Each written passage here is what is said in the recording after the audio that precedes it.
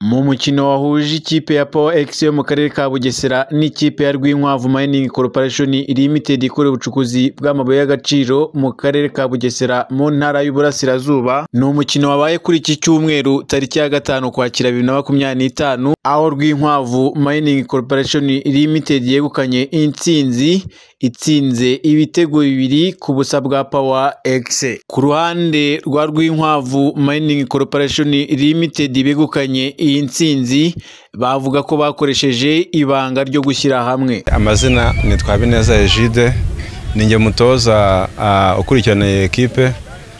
Ibanga nta rindi, ibanga no gukora imyitozo no kwitegura neza, abayobozi bakatubafa bakadushyigikira. Mu by'ukuri buriya birashimisha cyane kubona equipe igahagurukana n'ubuyobozi bwose buyishyigikiye.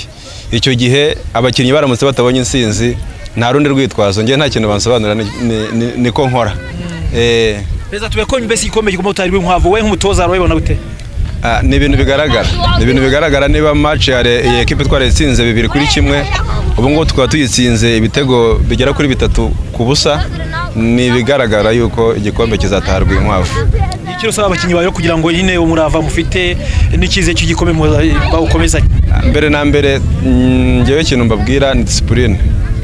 Umuntu wese afite discipline, icyo ashaka icyo ari cyo cyose akigeraho.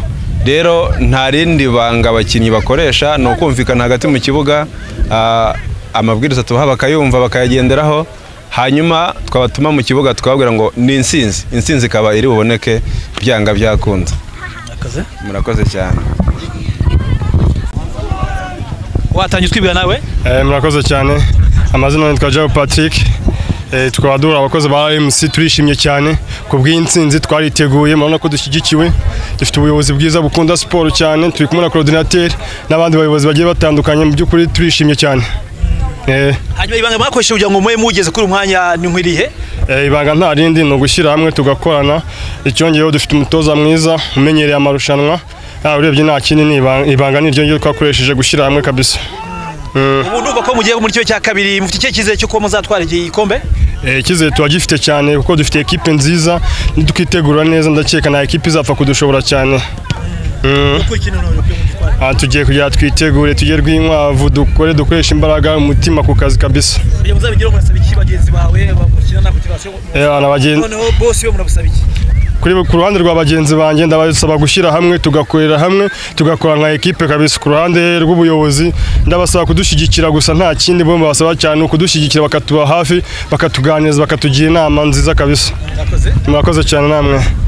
Murara Aristarike, umuhuzabikorwa wa kampani ya Rwinkwavu Mining Corporation Limited ikorera Rwinkwavu mu karere ka Kayonza mu ntara y'Uburasirazuba, ikaba ari kampani icukura amabuye y'agaciro mu bwoko bwa gasegereti, yashimiye Rewu yateguye amarushanwa mu rwego rwo kumenyekanisha umwuga w'ubucukuzi bw'amabuye y'agaciro no kumenyana hagati y'abacukuzi. Murara yashimangiye ko kwitegura neza no gushyira hamwe ari ryo banga bakoresha mu gutsinda.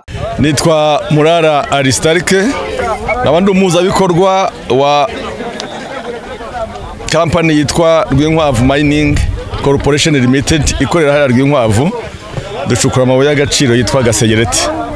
Icyambere nuko dushimira Rewu nabo bafatanyije gutegura iyi mikino, ni mu rwego rwo kumenyekanisha uyu mwuga wacu w'ubucukuzi, ariko noneho tukanamenyana, icyo bita social networking.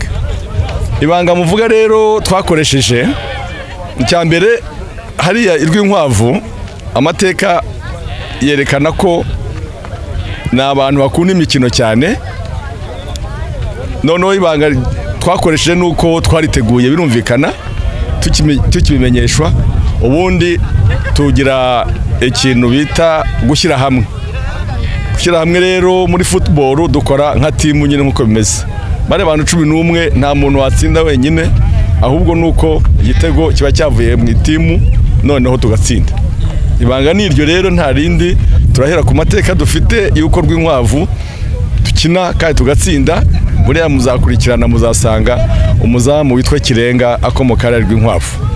So no kuvuga rero na ibyacu ni turabisanganywe, intsinzi ni yacu. Hanyuma rero mugeze mu cyiciro? ubu ngubu turangije icyo bita quarter finals cyangwa se kimwe cya kane. Ubu ngubu tugiye kujya muri kimwe cya kabiri.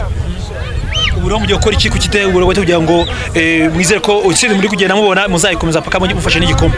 Ya intego niyo ngiyo, tugiye gukomeza kwitegura, tugenda tureba aho tuvuye aho tugeze, tukagenda tunonosora.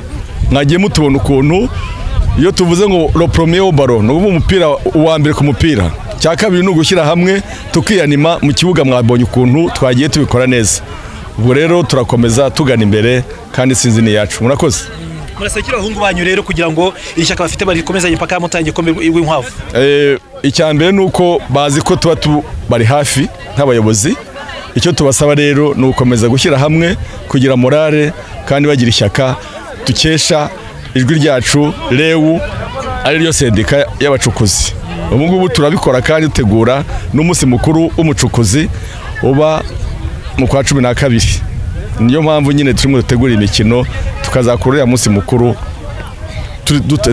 kuko turateganya kuzajya kuri finale byanze bikunze.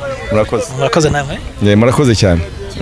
Ku ruhande rwa Power X ikorera mu karere ka Bugesera itabashije gutsinda kugira ngo ikomeze muri kimwe cya kabiri, bavuga ko bwari ubwa mbere bitabiriye iri rushanwa, ariko ko bagiye kurebera hamwe ibitaragenze neza kugira ngo ubutaha mwaka wa 2026 babikosore ku buryo bazegukana iri rushanwa ryo mu mwaka wa 2026.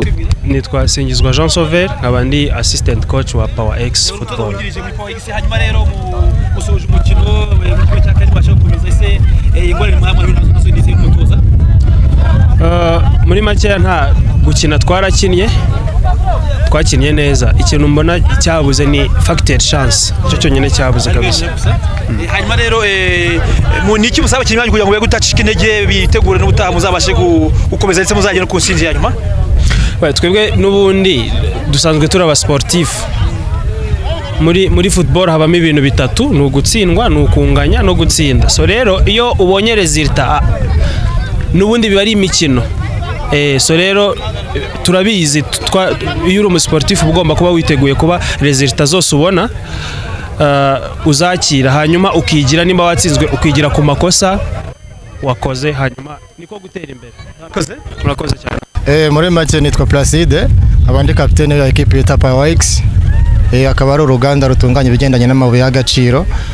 Muri make bagenzi bacu bakinnye neza, baturushije confiance kuko n'ubwa mbere twebwe equipe yacu ije muri iyi turno, no kuvuga ngo tubonye uburyo bigenda, ubutana tuzatumeze neza kugira ngo tubashe kugera kure ashoboka.